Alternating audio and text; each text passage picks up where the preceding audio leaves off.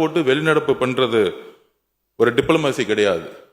எந்த கவர்னர் புறக்கணிக்கப்பட்டாரோ அதே கவர்னர் முன்பு தமிழ் தாய் வாழ்த்து பாடப்பட்டது.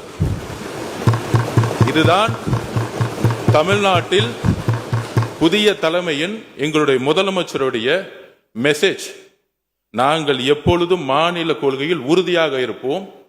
அது கவர்னராக இருந்தாலும் சரி, டெல்லியோட தலைமையிலாக இருந்தாலும் சரி, எங்களுடைய மாநில உரிமையை ஸ்டேட் அட்டானமி சொல்லக்கூடிய அறிஞர் அண்ணாவுடைய கொள்கையில் நாங்கள் எப்பொழுதும் உறுதியாக இருப்போம் என்பதை பதிவு செய்து 4 வருடங்கள் கழித்து முதல் முறையாக அதை நடைமுறைப்படுத்துவது எங்களுடைய மாண்புமிகு முதலமைச்சர் அவர்கள்.